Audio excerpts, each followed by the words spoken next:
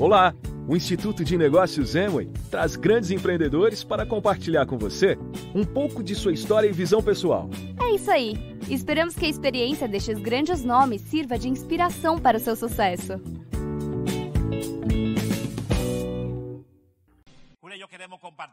Júlia e eu queremos compartilhar sobre o nosso negócio, um pouco da nossa vida. Queremos compartilhar como tudo começou, contar que nós já estamos há 38 anos nos conhecendo. E no momento que eu conheci Júlia, ou ela me conheceu, eu estava numa situação muito difícil. Realmente, não era fácil que alguém parasse para me notar. Muito cedo na minha vida, aos 14 anos, tomei a decisão de optar por uma bolsa de estudo que tinha sido oferecida onde eu estudava, e eu fiz todos os trâmites por uma única razão. Meu pai é militar, ou era militar, e nessa, os militares não estavam ganhando muito dinheiro, muito menos. Mas éramos 8 irmãos, 8 filhos com um pai ganhando muito pouco dinheiro. Não era fácil. Aí então eu achei que era uma bolsa para estudar em um lugar e morar lá. Portanto, a razão pela qual fui estudar nesse lugar não era porque o que se estavam lá me atraísse nem me conquistasse, mas sim porque era um prato a menos que tinham que colocar na minha casa. E aí eu podia dormir em uma cama sozinho. Porque na minha casa morávamos bem apertados. 4 mulheres se acomodavam em uma cama para dormir, e 4 rapazes se acomodavam em outra cama. Ou seja, que estávamos muito apertados. Então eu fui estudar lá, mas não era uma escola, era um instituto, semi-universidade. E me graduei muito cedo. Me graduei com 19 anos como tecnólogo. E uma carreira que na República Dominicana tinha muita demanda. E imediatamente comecei a trabalhar em uma multinacional canadense que estava se fixando na República Dominicana. Era uma mina de extração de ferro-níquel. Com muita vantagem para a República Dominicana, porque ao estar fixado aí, não pagava o salário dominicano, o salário dominicano. Os salários eram salários canadenses. Ou seja, estamos falando de morar na República Dominicana, 19 anos e ganhando o salário Era muito bom, mas eu era o segundo da minha família, de baixo para cima, e tudo estava indo bem. Quando estava apenas um ano e meio, já produzindo e trabalhando, meu pai morre. Meu pai teve um câncer repentino e já estava assim havia um certo tempo, mas quando descobriram, não durou mais que 5 meses vivo.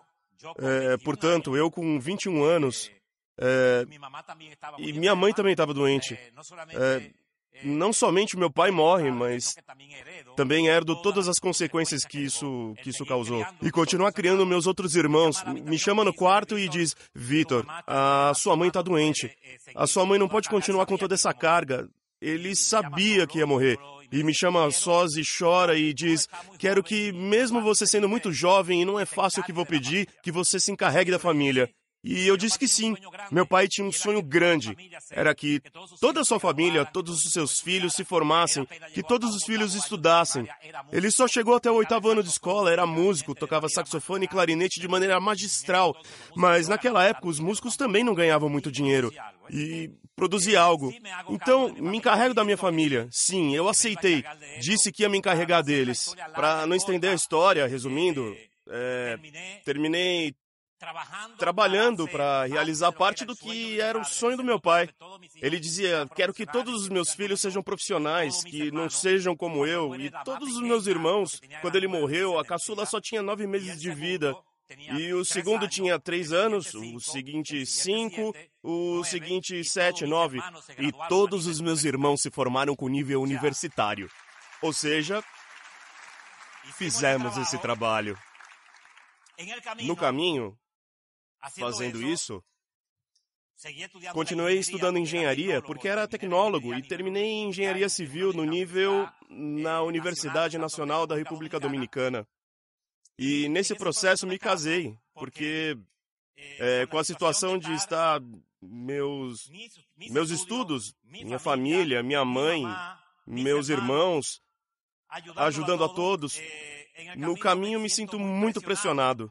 A minha família morava em uma cidade que se chama Santiago, a 2 horas da capital, e eu morava na capital. Então eu transferi tudo para a capital para ter tudo em um só núcleo e um só gasto. E nesse momento, me caso. Um tremendo erro, porque agora tenho toda a família paterna, tenho todo o peso de que estou terminando minha faculdade e, ao mesmo tempo, me caso e nascem 2 filhos. Nasce uma menina e um menino, mas não deu certo. Muito peso econômico, muito problema, discussão constante, muito jovens ainda, 23 anos, e não deu certo. Então, que veio imediatamente, não durou muito, veio o divórcio e toda uma condição econômica em que não sobrava um centavo. E não somente não sobrava, como todos os meses eu ficava devendo muito. Estava acumulando dívida. Se passaram alguns anos, em 1979, que passou um furacão que arrasou a ilha inteira. O furacão foi chamado de Davi. Foi uma coisa catastrófica na ilha. Júlia estava chegando de Cibao, de uma região que é agrícola, na capital, para estudar. E nesse momento, chega o furacão e não começam as aulas na universidade. E nós jovens estávamos ajudando na limpeza dos bairros, árvores no chão, postes, ou seja, postes de luz, fios elétricos. A cidade ficou mais de 2 meses sem energia elétrica.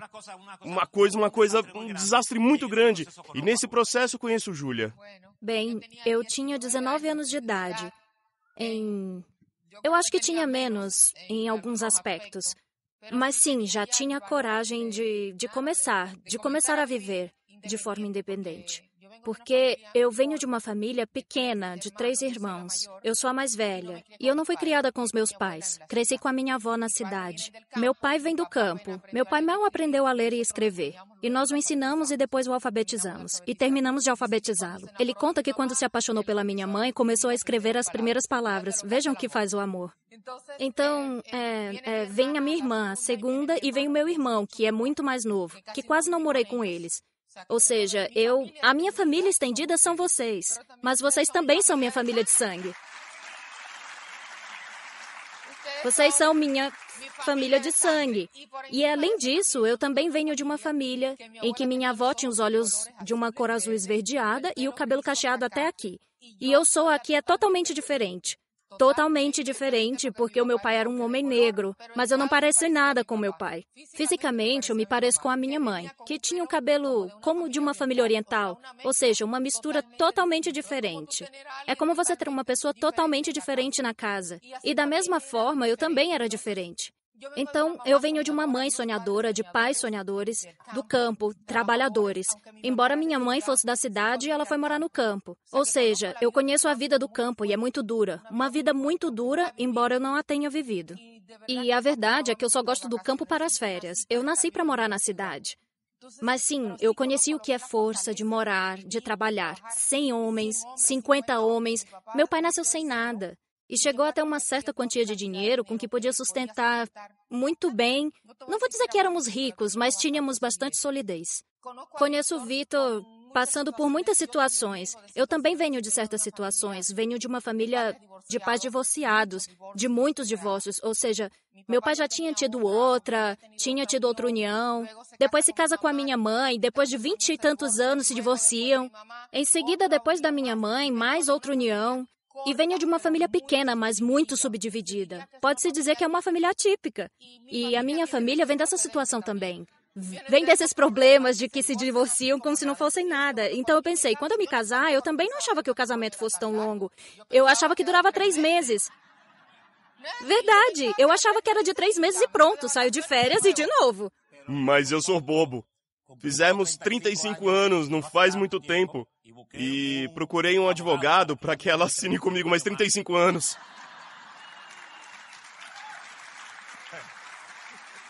Então, bem, você sabe, quando a gente é muito jovem, eu casei com quase 20, 21 anos. Começando apenas...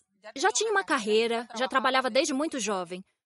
Ou seja, eu não sei o que é depender de ninguém, nem de pai, nem de mãe, nem de ninguém. Eu sei o que é ser uma pessoa independente. Se eu tenho que sair e caminhar à noite por aí, eu caminho, porque eu não tenho medo. Ou seja, eu não tenho medo de sair por aí, porque não é nada para mim. E eu gostaria que todos fossem iguais. Meus filhos também são um pouco independentes. E eu não falava muito, eu aprendi a falar aqui no negócio. Agora precisam me mandar calar. Vejam que é a vida, né? Porque quando você... Eu tenho uma natureza de artista, eu sou arquiteta. E a arte está dentro de mim. Então, quando você se concentra com seus papéis e documentos, você não quer ver mais... E os seus desenhos, você não quer ver mais nenhuma pessoa, nem se dá conta que tem gente ao seu redor, você esquece. Então depois vieram me apresentar este negócio em 91. Já temos uma vida profissional começada, os dois. Eu estava começando, porque eu tinha terminado a faculdade e estava começando o meu trabalho grande em arquitetura. E de repente aparece um projeto em 91, e nesse projeto que o Vitor foi ver para mim. Olha como é a vida. Eu venho de uma família independente e ele quer ver uma coisa que seja para mim, porque ele vem de família e é empregado. Então, de repente, quando me levaram à primeira reunião, eu não entendi nada, absolutamente nada. Vitor me disse, bem, e nos levaram a um seminário. Estavam aí Ferna e Rossi Fábregas, para quem eu peço um forte aplauso de coração. Não entendemos nada. Não entendemos nada. Mas eu percebi que ela estava transmitindo uma energia fora de série. Estava lutando por um casal que ela ia tornar independente e desligá-los do trabalho. E eu também. Isso tocou minha vida. Porque meu marido trabalhava... Tinha uma semana para a casa de campo, para nós...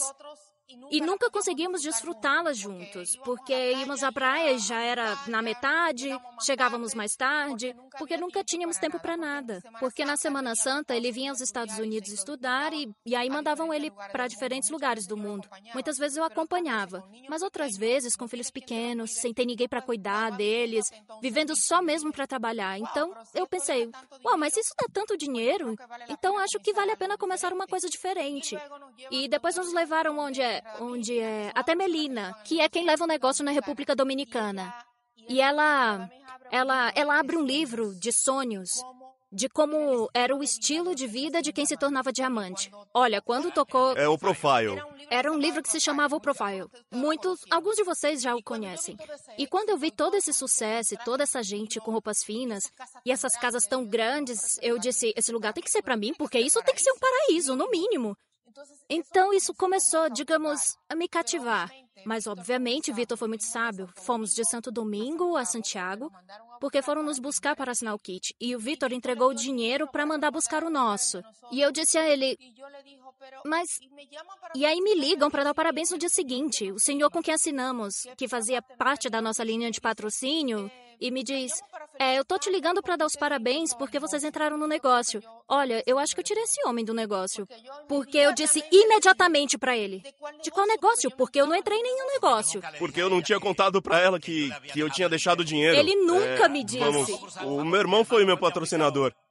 Então eu disse, vamos visitar o Bernardo para cumprimentá-lo. O meu irmão tinha saído de... Ele era religioso, era da congregação Irmãos de La Salle. Não sei se conhece. São uma coisa assim parecida aos jesuítas. E tinha saído dessa congregação, havia se casado e estava iniciando financeiramente a vida. E me conta que tinha entrado em um negócio muito interessante, que precisava de pessoas para poder crescer. Vamos ao seminário sem saber nada do negócio. Viajamos para essa cidade que fica a 2 horas e eu disse, vamos passar pelo meu irmão para cumprimentá-lo.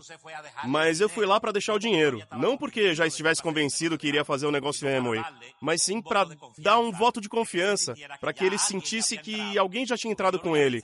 Porque eu liguei pra ele, já entrou alguém? E ele disse, ainda não. Então tá bem, eu vou levar o dinheiro pra você me registrar. E nunca disse nada a ela. Nunca disse nada a ela. Imaginem.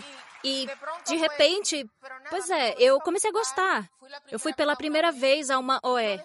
Não descartem as pessoas. A gente não sabe quem vai fazer este negócio, porque eu era uma pessoa totalmente diferente. No meu trabalho eu usava mini saia ou uma calça jeans e um blazer.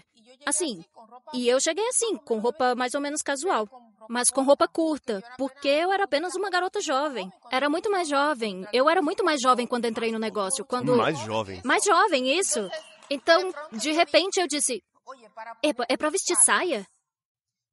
E ele me disse, olha, todas as mulheres, senhoras que vão com saia. Compridas. Nessa época era muito rigoroso, sim, era muito rigoroso. E usavam meias finas, e elas também usavam a saia um pouquinho longa. Escuta, fazer usar isso uma pessoa que passou a vida toda, uma vida pulando, é muito difícil. Quando me diz, mas aí então me diz, eu disse, bem, eu não sei, eu vou tentar. Mas que me aceitem mais ou menos como eu sou, como eu vou, né? E então me diz, eu vou te dar 2 conjuntos. E fomos e escolhemos 2 conjuntos. Eram compridos. Eu nunca tinha usado um vestido tão comprido que depois eu achei que ia pregar lá na igreja. Então, eu acho até que exagerei, porque eu comecei a ver resultados. E eu disse, se isso é assim, então tudo bem, então não importa. Com essas roupas eu cheguei a direto. E eu creio que cheguei a esmeralda e acima, porque não importa. Não viemos aqui avaliar quem você é hoje. O que viemos avaliar é quem você vai ser amanhã, quando você se tornar a pessoa que você quer ser. E vocês têm pessoas muito valiosas aqui, porque compartilhamos com muitos dos seus líderes. Compartilhamos com Olivia, compartilhamos com... Eu quero agradecer a Tony e a Elsie pela gentileza, a sutileza que tiveram conosco, pelo que estamos levando, pelo que estamos aprendendo com seus pais, por tudo que é cada um de vocês. Compartilhamos com inúmeras pessoas em diferentes atividades. Começamos este negócio sem enrolação. Isso não... Quem vai fazer este negócio não espera. Não espera. E eu não sabia falar. Mas uma moça que convidamos, que se registrou logo, ela me ajudava a organizar os papéis para que as pessoas lessem e entendessem o que iam fazer quando tivesse a próxima reunião. Como ela tinha habilidade com as vendas, ela me dizia, eu te ajudo, eu falo por você. O Vitor começou a me convencer que ele ia falar por mim o tempo todo, que ele ia fazer as coisas, que fôssemos de novo. E por último ele dizia, sabe de uma coisa? Lá na OE, eu não sei se a gente gosta disso, mas pelo menos nos divertimos. Vamos nos divertir de novo. Então eu espero que vocês recebam as pessoas nas OEs com a alegria com que recebemos os novos. Não importa o que esteja acontecendo fora de você, nem dentro de você. Se você der o melhor de si, sempre vai receber o melhor. Porque eu fui abençoada 1 milhão de vezes. Abençoada pelo marido que eu tenho, abençoada pelo negócio que eu tenho, com todos os contratempos e as vicissitudes. Foi o melhor, porque construímos com muito esforço. Sou grata à minha linha de patrocínio. Nunca, jamais rejeitaria a minha linha de patrocínio. Se rejeitamos a nossa origem, estamos mortos, condenados a morrer. Porque o passado não é o que importa. O que importa é o que alguém te deixou quando esteve aí com você. Isso é o que importa. E o que importa é a visão, é uma fotografia do futuro. Gravem isso. Bem, por que razão começamos o negócio? Porque o negócio não foi atrás da gente. Nós demos de cara com o negócio. Por quê? Porque no momento em que o conhecemos, já estávamos havia 2 anos buscando saber como começar um negócio e um projeto. E claro, quem procura, acha. E em 1980, depois de já ter trabalhado vários anos em diferentes companhias grandes da República Dominicana, uma empresa me contrata. Um jovem que tinha estudado aqui nos Estados Unidos e o pai em Santo Domingo tinha uma grande corporação de origem alemã-judaica. Tem uma empresa enorme. E no momento em que ele se forma nos Estados Unidos e vai fazer parte vai ajudar o pai na empresa, uma empresa muito, muito enorme. 2 anos depois que ele já estava ali com o pai, ainda não dominava o meio. O pai dele morreu. Então, morreu muito jovem o pai dele, e ele fica aí cuidando da empresa. Tinha estudado administração aqui nos Estados Unidos e não entendia muito a parte de engenharia. E a empresa estava crescendo na parte de engenharia. Então, nesse momento, a empresa estava caindo em tudo relacionado à gestão produtiva, produção, tudo que era de engenharia. Embora ele estivesse fazendo tudo certo na parte administrativa, e uma pessoa falou de mim, eu tinha apenas 27 anos. E a pessoa falou com ele e disse, conheço uma pessoa que acho que é a que você está precisando. Então, ele me contratou. E o que fizemos foi que a empresa me mandou. Ele me contrata fora da companhia sem que ninguém soubesse que ele estava me contratando. E o caso é que me manda para cá, nos Estados Unidos, a maior empresa de Grand Prime que existia no mundo inteiro naquela época. Não sei em que posição está agora. Naquela época era a maior do mundo. O Japão comprava dessa companhia muitas máquinas. E quando me envia, eu faço tudo aqui. Um treinamento de meses. E volto ao país para administrar a empresa como se tivesse vindo dos Estados Unidos para a República Dominicana. Ou seja, ele fez todo um processo para que eu não fosse alguém que estava entrando sem conhecimento nem nada, para que pudesse... Eu era o segundo na empresa. Uma empresa que tinha passado por uma situação econômica muito difícil. Em 1980, já em 83, já tínhamos conseguido colocá-la numa posição em que não devia dinheiro aos bancos, de ser tocada com capital próprio e de ter crescido cerca de o dobro em espaço, em pessoal e em maquinaria. Estava tudo bem. Aí começou a compensar. Todas essas situações econômicas que tinha passado, ela e eu, que tinha contado anteriormente, que não havia dinheiro, que eu estava tentando conseguir dinheiro para a família, para os meus outros filhos, para o meu casamento. Me casei com Julie e nasceram 2 crianças. Tudo se ajeitou. E começou a entrar um bom dinheiro. Eu não trabalhava por um salário na empresa. Eu recebia um dinheiro baseado no crescimento, no rendimento. Fomos morar em um dos bairros mais ricos de Santo Domingo, que se chama Arroio Hondo, onde moram somente os altos funcionários governamentais ou grandes empresários. E a gente lá no meio como empregado. Mas isso foi porque a empresa contribuiu para isso. Fomos morar aí, ou seja, estávamos dirigindo um veículo excelente, estávamos passando férias fora do país. Quando as crianças nasceram, a empresa também pagava as férias das crianças. Usava o cartão de crédito da empresa, que podíamos ir a um restaurante e gastar. A gente não pagava seguro do veículo, a companhia que fazia. Não pagávamos seguro de vida, a companhia que fazia. Tínhamos casa de campo, que é um resort de muito prestígio em Santo Domingo, um chalé da empresa que a gente podia ir de tempos em tempos para ficar lá. Mas foi criada uma companhia paralela que estava em crescimento.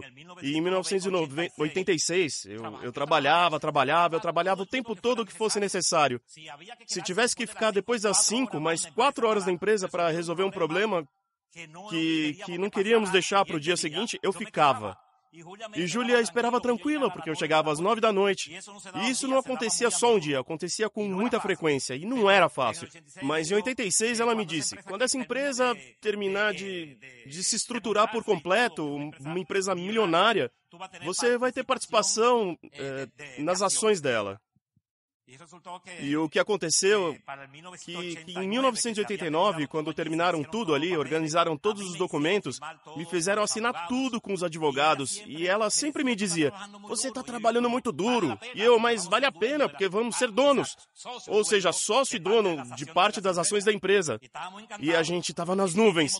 Então assinamos todos os papéis, tudo aquilo tinha sido de boca. Em 86, tudo tinha sido feito de boca. Mas esse homem e eu tínhamos feito um trabalho tão duro para levantar a empresa que a gente se tratava como irmão.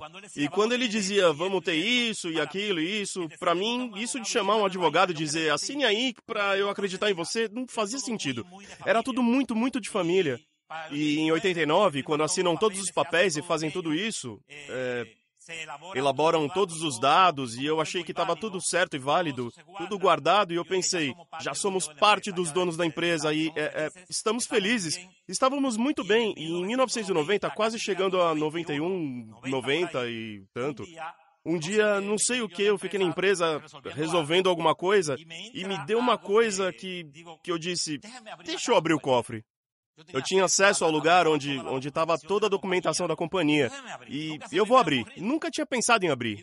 E de repente uma coisa me diz, procure os documentos. Vou e abro o cofre. Estava só no escritório. Tiro todos aqueles documentos, um pacote grande de documento, criação da empresa, ações e tudo isso.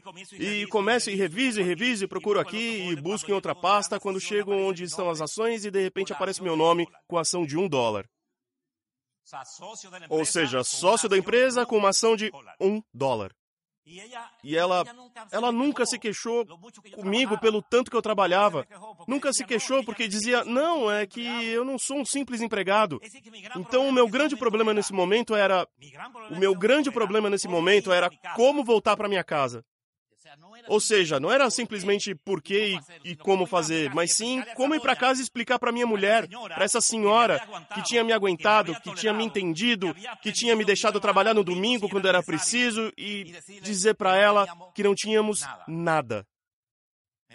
A verdade é que estava ganhando dinheiro, ou seja, estava dentro das 5 ou 10 pessoas no país que em nível empresarial tinham dos salários mais altos na República Dominicana. Sei disso porque me contou uma pessoa que trabalhava na Receita. Pensei, como conto a ela o que está acontecendo? Não estava pensando em abandonar imediatamente a empresa. Eu não tinha nenhum direito legal para poder exigir isso. Cheguei para ela e disse, não vou declarar que descobri o problema. Simplesmente, e também não vou procurar outro emprego, nem vou pedir demissão. Seria irresponsável diante de todas as despesas financeiras e econômicas que tínhamos, casa e tudo mais. Não vou fazer. E tomamos a decisão nesse momento de simplesmente viver do trabalho até a gente encontrar uma segunda opção para substituí-lo. E como nunca havíamos feito nenhum documento legal para eu ser sócio daquela coisa que ele me ofereceu, decidimos não tocar em nada.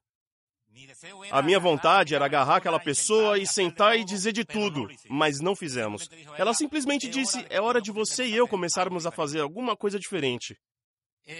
E não era procurar outro emprego. Disse, jamais na minha vida voltaria a trabalhar para outro ser humano por um salário, nunca mais. Então, você e eu passaremos fome. Você e eu moraremos em qualquer lugar que seja necessário. Nunca mais volto a trabalhar em outro lugar. E nesse momento, começamos a procurar de 1001 formas uma maneira diferente de começar um negócio próprio.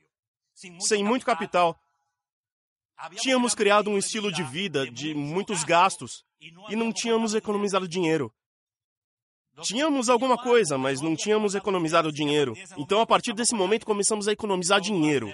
Todo o dinheiro de bonificações anuais, todo o dinheiro dos benefícios de final de ano, todos os salários, porque às vezes não precisávamos mais do que um quarto dele. Começamos a poupar porque a gente estava pensando em uma empresa. E toda vez que sentava para pensar nessa empresa e colocava no papel, me reunia com uns amigos da mesma área de engenharia e a gente planejava no papel, a empresa precisava de milhões para conseguir criá-la. E nós não tínhamos. E a gente não queria se endividar mais nos bancos, porque quando ela me conheceu, eu estava de dívidas até aqui. E disse que jamais voltaria a me endividar de novo. E na procura de algo, é por isso que eu te digo que a Amway não nos encontrou. Nós estávamos procurando. E como eu já havia comentado ao meu irmão a situação... E comentado que estávamos procurando quando apresentaram a ele o negócio, em quem vocês acham que ele pensou primeiro? Porque eu já tinha comentado com ele que estava procurando, mas não sabia o que procurar. Então ele nos manda para esse seminário. E foi essa a razão pela qual começamos esse projeto. Não tínhamos a oportunidade de começar algo grande, porque a gente não tinha capital, mas tínhamos encontrado algo grande, que não exigia capital. O que exigia era uma imensa vontade de fazer alguma coisa. E a vontade e o sonho a gente tinha. Jamais voltar a ser empregado no restante da nossa vida. E já são 25 anos. 25 anos que não somos. Bem, edifique a sua linha de patrocínio. A lealdade não se compra e nem se vende. Não se vende. Não se compra. É dada. Vem de dentro. Nós agradecemos infinitamente a Team Foley, porque quando vínhamos às convenções, a gente já tinha visto. No nosso país, o sistema de visto é muito complicado. E então as pessoas, a maioria das nossas organizações, algumas não tinham. E tinha que sair para buscar os produtos também. Nós nos oferecemos. Eu nunca na minha vida tinha carregado nada. Com a mão direita, eu acho que o mais pesado que eu tinha carregado era um lápis. E eu cheguei a carregar furgões de produtos para que o negócio em Santo Domingo fosse o que é hoje em dia. Porque a gente não tinha centro de distribuição. Não tínhamos centro de distribuição. A gente tinha que buscar os produtos em Porto Rico. Eu acho que a minha mão direita se desenvolveu. Eu tenho uma planta de orquídea enorme, linda, que me presentearam. Levaram para minha casa e eu pendurei em uma mangueira. Floresce só uma vez por ano. Nós temos um quintal pequenininho. Tem 6.800 metros quadrados. Com tudo. Imaginem aí. Mas a gente não mora aí.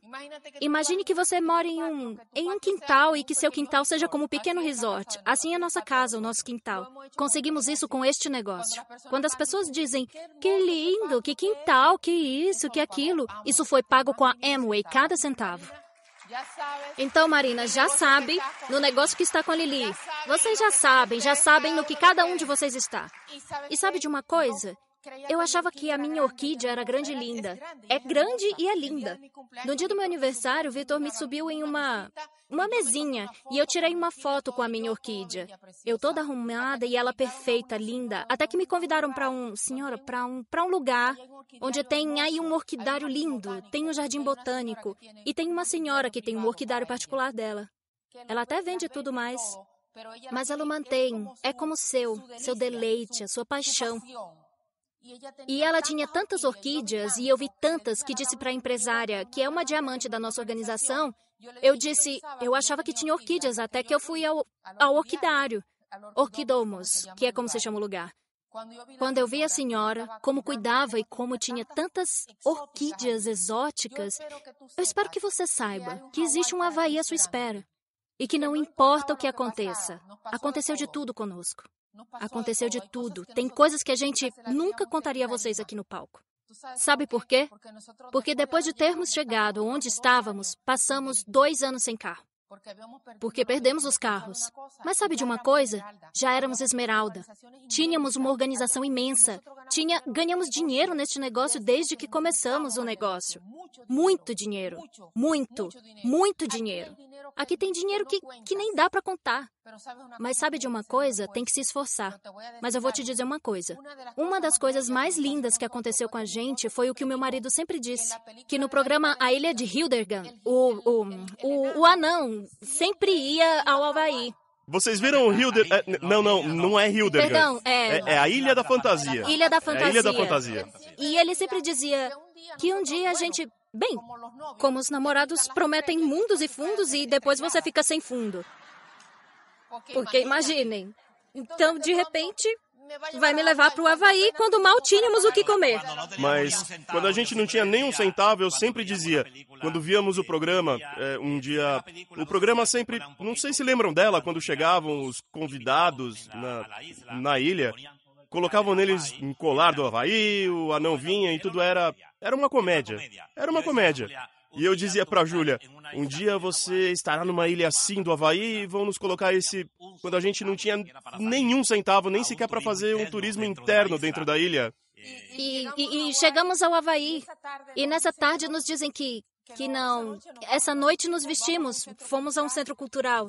E quando quando estamos aí subindo no ônibus, vem nada mais nada menos uns nativos fortes assim, todos com roupas típicas, assim, com tudo. E todos havaianos assim, e altos, e todos vêm com as guirlandas, vieram colocar na gente as guirlandas. E diz, fomos o primeiro casal a chegar nessa viagem. E sai no jornal da Amway do mundo inteiro. Saiu uma foto que dizia, Vitor e Julia Cid no Havaí cumprimentam o mundo. E eu quero que você saiba. Eu quero que você saiba que talvez você tenha deixado seu filho sem comida e pagou a convenção. Mas o preço do sucesso não se negocia. O sucesso se cultiva, se cria. Porque Albert Einstein disse que quando você desenvolve a sua imaginação, você desenvolve a sua inteligência. Este negócio é capaz de mover montanhas, porque nós passamos por situações sérias, de saúde, sérias, em situações que que você diz, fazer o quê? E sabe de uma coisa? A nossa linha esteve aí. Obrigada, Amway. A nossa linha esteve conosco. Esteve conosco. Ficou conosco. Tantas vezes. Faz mais de 20 anos. Eu até já tinha esquecido. A minha perna esquerda, eu estava com uma infecção no sistema ósseo inteiro e os médicos asseguraram que eu não ia voltar a andar mais apoiando a perna esquerda. E te garanto uma coisa, a minha diamante, Vivi Moraler, que estava viva, disse a Vitor, pode ir para Santo Domingo que eu fico com Júlia. E me operaram. E ela agarrando a minha mão e segurando a minha mão e eu segurando a mão dela. E quando ela viu a verdade, disse, eu vou sair. Mas quando ela viu que ia me deixar só com o médico, disse, eu vou ficar aqui com você. E já era uma mulher com câncer, perto de morrer. Mas sabe de uma coisa? Salvou a minha vida. Cuidou de mim. Não tinha evento, não tinha nada. Eu era uma joia preciosa. Eu conheci Ivan Júnior com 16 anos de idade. Eu passei meses na casa deles. Vitor teve que sair do país, sair de Porto Rico e cuidar do negócio. Passamos por situações muito sérias, mas o negócio sempre apareceu para salvar a nossa vida. Porque se você plantar, colherá. Eu vou deixá-los com Vitor para que ele conte a vocês o que pode ser a plataforma deste negócio. Quero dizer que quando a gente começa no negócio, e vocês escutaram parte da história, Santo Domingo entra muito estranho. Porque quem começa a registrar as pessoas em Santo Domingo, a partir de Porto Rico, como Santo Domingo não estava registrado oficialmente, o que fizeram foi que criaram um P.O. Box. Sabem o que é o P.O. Box, o sistema? Em Miami, para poder registrar no negócio na República Dominicana. Ou seja, que a gente não aparecia registrado como dominicano, mas sim como membros de Miami. Inclusive, quando começamos os primeiros eventos, o nosso crachá dizia Vitor e Júlia Cid da Flórida. Porque o nosso endereço era da Flórida, mas a gente é dominicano. Como não havia centros de distribuição, tínhamos que ir a Porto Rico. Quando Júlia conta que chegamos a gastar o dinheiro todo, era porque fazíamos o pedido em Porto Rico de $25 mil para conseguir abastecer toda a organização. E quando mandávamos tudo isso através da alfândega, e chegava a Santo Domingo e tínhamos que esperar 3 semanas para retirá-lo. 3 semanas depois, quando íamos retirar, metade de todos os produtos tinha sido extraída das caixas. Então a gente tinha que entregar para conseguir ficar bem com os parceiros. Tínhamos então que pedir o dobro. Se íamos pedir 100 cremes dentais, tínhamos que pedir 200 para quando nos roubassem 100, conseguir entregar a quantidade que precisava. E o nosso dinheiro ficava todo aí. Mas disse que tinha entrado nesse negócio decidido a não voltar jamais para onde eu estava.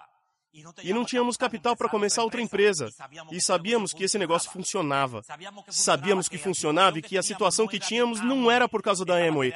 Era criada por uma situação adversa e externa a nós. E se passaram 24 anos e eu não sei onde está essa gente que roubava os produtos das minhas caixas. Não sei onde estão. Não sei onde estão. O que eu sei é que eu estou aqui, na Califórnia, falando com vocês. Quem luta por seus sonhos sempre vence. Quando você está lutando pelos seus sonhos, agora eu quero compartilhar. Mostrem na tela, por favor. Quero compartilhar um pouquinho com vocês o que se chama trabalho progressivo. Porque muitas vezes vocês têm um procedimento que dizem, mas eu não sei se vou ganhar. Tem uma coisa que Júlia e eu temos, se chama os sonhos a curto prazo, a médio prazo e a longo prazo. Porque tem que fazer uma lista. Às vezes estamos pensando em uma coisa, o meu primeiro sonho foi deixar o emprego, já sabem por quê, ok? O meu segundo foi me livrar das dívidas, e também já sabem por quê. Mas o tempo todo, Júlia e eu tivemos muitos sonhos escritos nas paredes, nas janelas do quarto. Não 20. Porque você tem que escrever 20 sonhos, mesmo que alguns deles só sejam alcançáveis dentro de 10 anos. Tem que ter sonhos escritos, sonhos para daqui 5 anos. Tem que ter sonhos para daqui 25 anos, sonhos para 2 meses. Nem que seja ir tomar um sorvete com seus filhos em uma sorveteria. Tem que ter muita coisa escrita, porque o ser humano tem que se sentir orgulhoso das suas conquistas. E tem que escrever muitos deles. Sabe por quê? Porque tem que ir riscando. Tem que escrever uns 20. Tem que ir colocando um visto toda vez que conseguir. tem uns 25 inscritos e conseguiu 6. O dia que alguém fizer você se sentir um perdedor, você se coloca na frente dos seus sonhos e diz, eu não sou um perdedor, porque de 25 tenho 6 riscados. Ou seja, precisa sentir. Não pode escrever só 2 sonhozinhos, tem que escrever o suficiente. Tira foto. Tira foto. Mas, eu não gosto de foto. Tira, porque vai se dar conta, as fotos vão ser história. Vão ser história. E aqui estamos Júlia e eu já como diamantes. Vejam que estamos de novo na foto como Pedro e Patsy. É ou não é? Estamos na foto de novo como Pedro e Patsy, Vitor e Júlia, aí somos diamantes. E quero falar rapidamente, nesse tempinho que ainda tenho, que temos, de um sonho progressivo. Um sonho progressivo. Você precisa criar um sonho progressivo porque precisa ter energia. A energia desse negócio, a gasolina desse negócio é o sonho. Às vezes que os outros negócios não funcionaram, como é, e não deram certo, como é, porque Júlia e eu abandonamos o sonho. E quando chegamos a Esmeralda em 93, depois demoramos muitos anos, só em 2004 chegamos a Diamante, 2004, 2005, porque em 93, como Esmeraldas, conseguimos satisfazer as nossas necessidades e abandonamos o trabalho que tínhamos e pagamos as dívidas. Conseguimos as 2 coisas que eram os nossos sonhos, que queimava dentro da gente, pagar as dívidas e abandonar o emprego. E os nossos ganhos de Esmeralda eram bons, porque nós, nessa época, construímos um negócio Rubi desde o princípio. A terceira linha nossa que se qualifica para nos tornarmos Esmeralda foi a linha número 32. Ou seja, quando qualificamos Esmeralda, tínhamos 32 linhas qualificando. Os ganhos de Rubi eram mais altos que os ganhos de Esmeralda.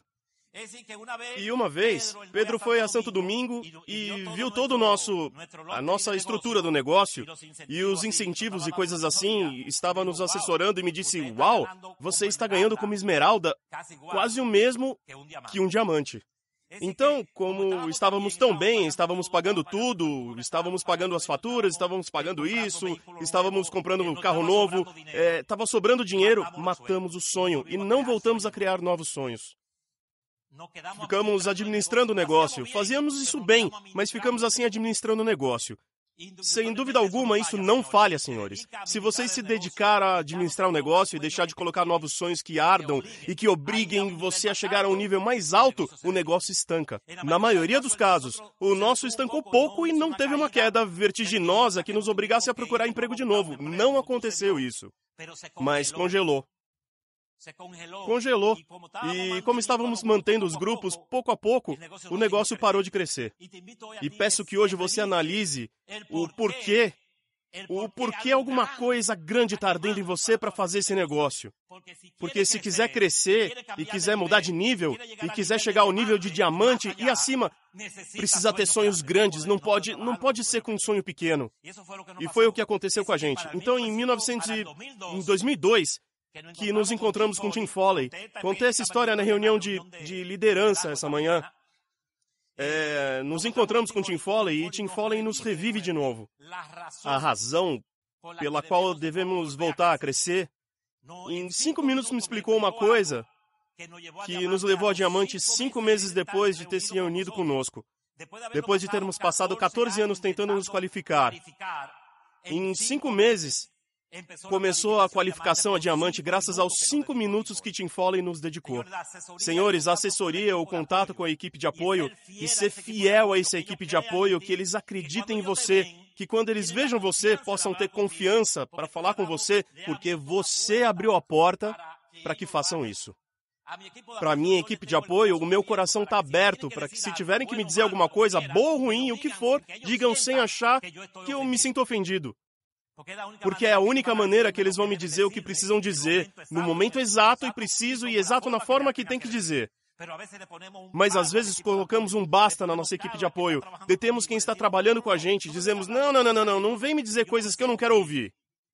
Para minha equipe de apoio, eu deixo a porta aberta para que me digam o que quiserem, no momento que quiserem. Porque eu não quero que 5 anos depois digam, eu sabia que isso ia acontecer. Porque é meu amigo. E se é meu amigo, tem que me dizer agora e não daqui a 5 anos. Então, ao começar o negócio, o nosso primeiro objetivo foi não voltar a trabalhar mais para ninguém. O segundo foi não ter mais dívida. E adivinhem qual foi o terceiro? Comprar o terreno. Sabe por quê? Porque tinha estado aí por 10 anos.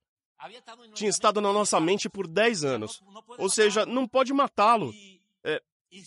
Qualificamos a Esmeralda fundador, entramos financeiramente em uma situação que não tínhamos que usar o dinheiro, e o dinheiro começou a se acumular. Ou seja, não pudemos comprar em 83, não pudemos comprar em 86, não pudemos comprar em 89, e já em 94, não apenas tínhamos dinheiro para comprá-lo, mas também podíamos comprar e ainda sobrava dinheiro. Então, tomamos a decisão, era uma região montanhosa, era assim como vocês estão vendo.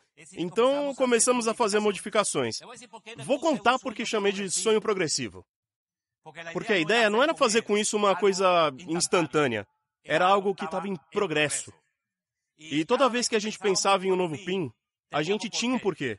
Tínhamos investimentos para fazer, já morávamos em um lugar maravilhoso, os nossos filhos estavam estudando já em boas universidades, mandamos eles para estudar no estrangeiro, estávamos nos dando um certo tipo de estilo de vida excelente, mas sempre mantendo um sonho pelo qual lutar, para conseguir o próximo incentivo da Amway, o próximo nível, o trabalho seguinte, trabalhando a profundidade, trabalhando a lateralidade, porque a gente tinha uma coisa aí, e continuamos crescendo, continuamos e fazendo investimentos, mas esse era o nosso sonho pessoal, era uma coisa que nos motivava, e Júlia, como arquiteta, começa também a trabalhar e modificá-lo, e aí começa a fazer uma área para fazer churrasco. A gente tinha viveiros de peixes. Chegou um momento que de manhã eu ia e dizia para o funcionário, pega para mim 2 trutas e por favor mais uns 2 ou 3 peixinhos mais e põe para cozinhar.